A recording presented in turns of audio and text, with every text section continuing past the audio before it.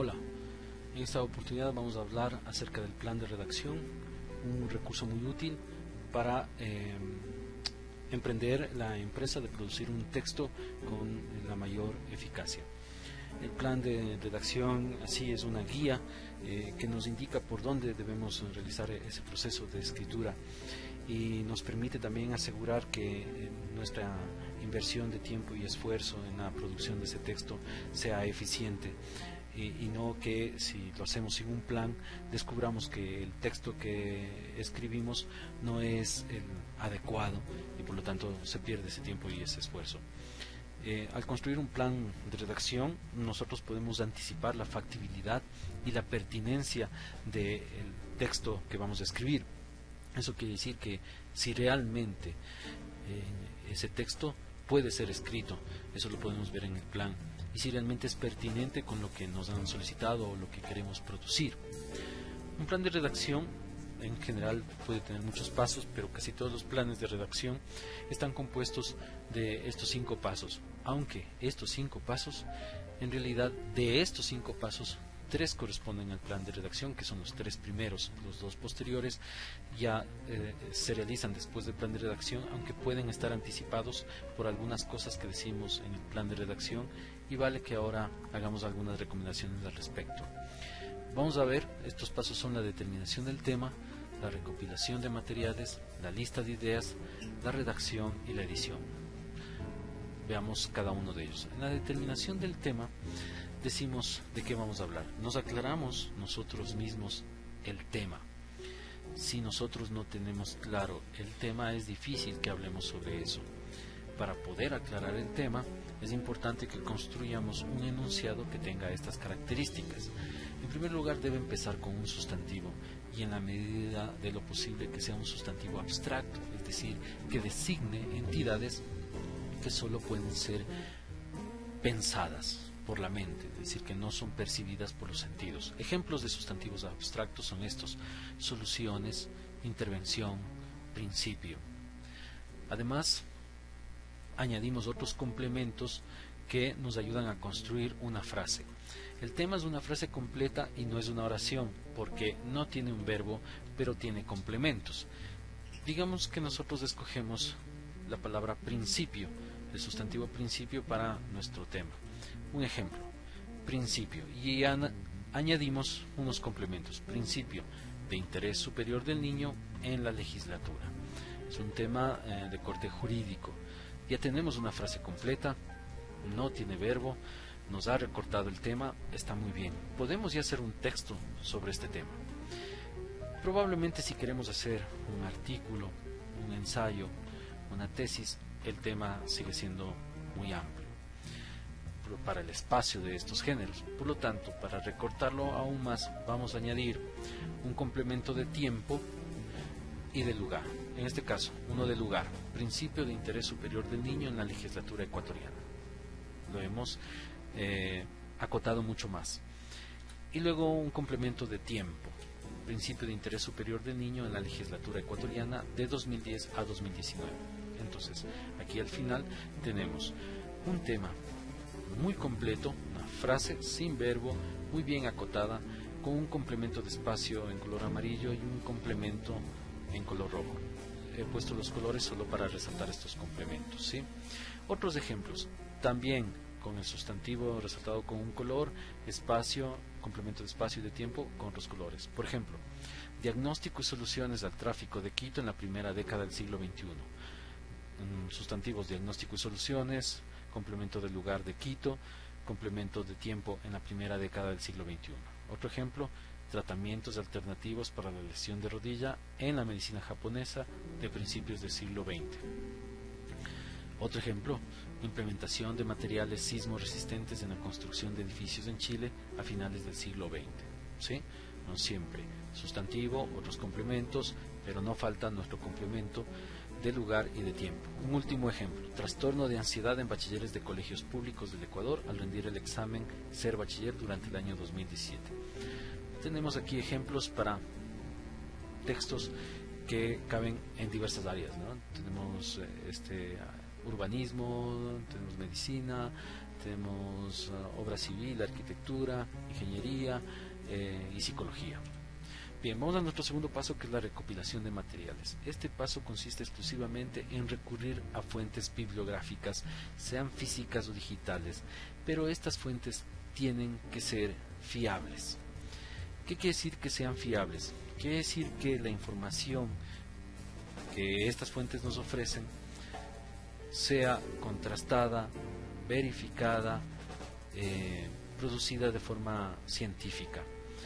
Una fuente fiable que nos asegure que esa información es comprobada, es certera, para que nosotros podamos citar y que no citemos cosas que no están comprobadas, que podrían ser solo elucubraciones, a veces leyenda o mitología.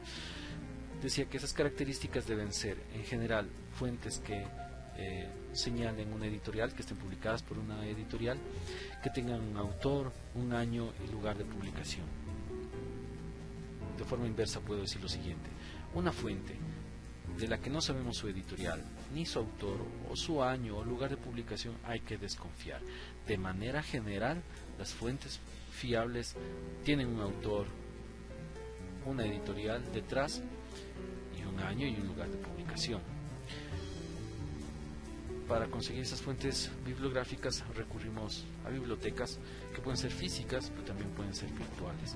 Y en el ámbito virtual, muy recomendables estos espacios: el libro para textos, libros precisamente, EBSCO para artículos científicos, Digitalia, nuevamente libros, ResearchGate para artículos científicos, lo mismo que Academia y lo mismo que el Google Académico. Y probablemente en ese orden podremos recurrir y encontrar información importante, aparte de la que podemos encontrar en una biblioteca.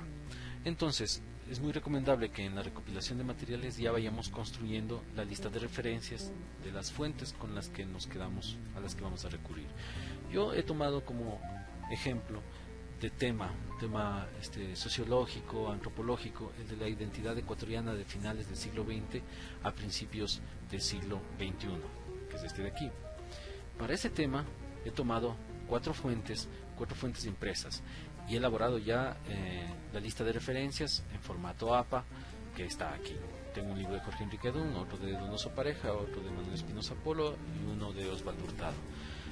Mi lista de referencias ya está ordenada en forma alfabética, cumple con los requisitos norma APA: autor, apellido completo con iniciales, años entre paréntesis, títulos en cursiva, lugares de edición y editoriales. Es decir, además tiene todos los datos que requerimos para decir que es una fuente, que son fuentes fiables. Entonces vamos a nuestro tercer paso, el de la elaboración de ideas, que debe ocurrir al mismo tiempo o casi al mismo tiempo que el paso anterior, que el paso de la recopilación de materiales, la revisión de fuentes bibliográficas, porque mientras yo voy leyendo estas fuentes ya voy obteniendo ideas para argumentar o sostener mis propias ideas acerca de el tema que he escogido. Entonces, en la elaboración de ideas, yo lo que puedo hacer es elaborar primero una lista provisional de ideas, es decir, las que vayan surgiendo a medida que voy leyendo esas fuentes, en la forma en que vayan surgiendo, no palabras, sí frases, no tienen que ser oraciones completas, frases suficientes como para recordarme lo que se me acaba de ocurrir. Y luego esa lista puede ser pulida y corregida, y será la que finalmente, o sobre la que finalmente trabajaremos. Un ejemplo sobre el mismo tema que yo había escogido, con las mismas fuentes que vimos en el paso anterior, este de la identidad ecuatoriana de finales del siglo XX a principios del siglo XXI. He construido una lista muy de borrador a medida que he ido leyendo estas fuentes, ¿sí?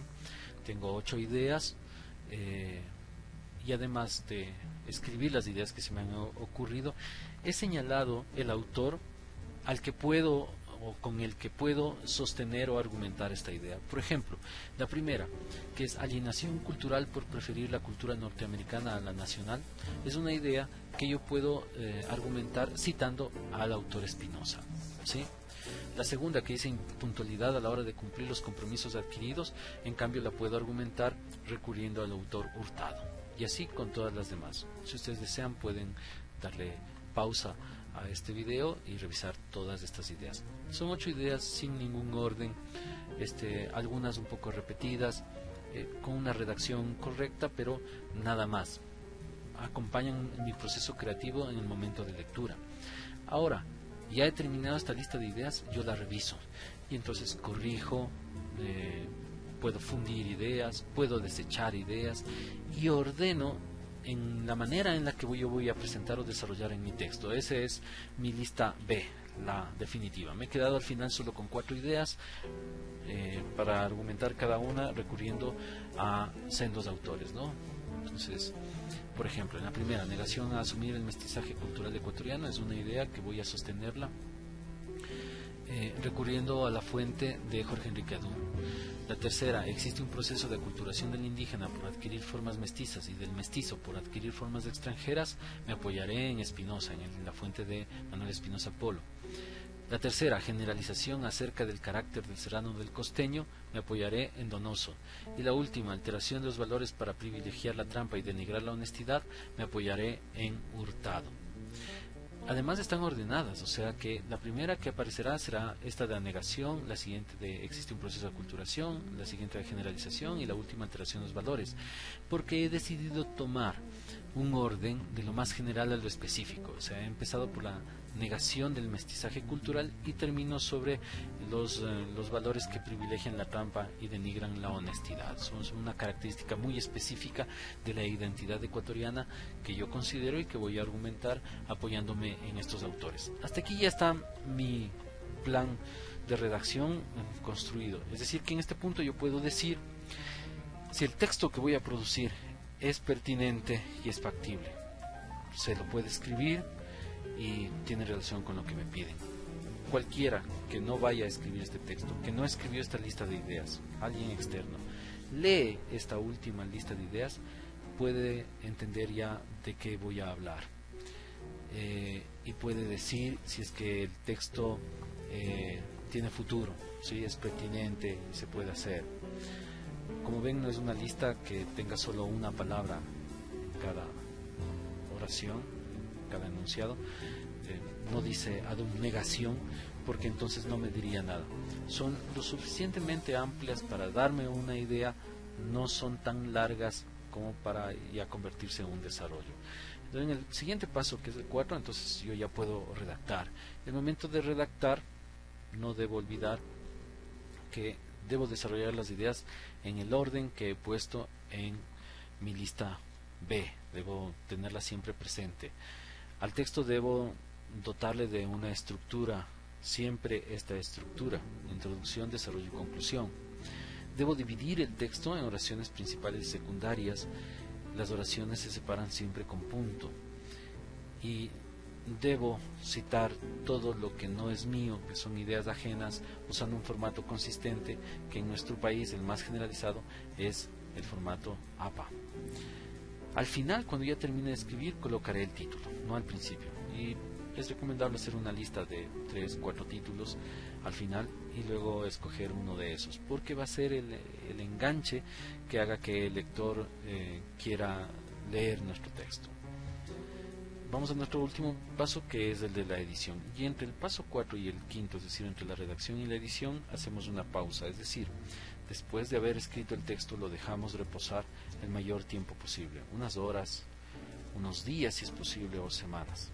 Y cuando volvemos a este texto, entonces hemos tomado ya suficiente distancia como para encontrar errores en él.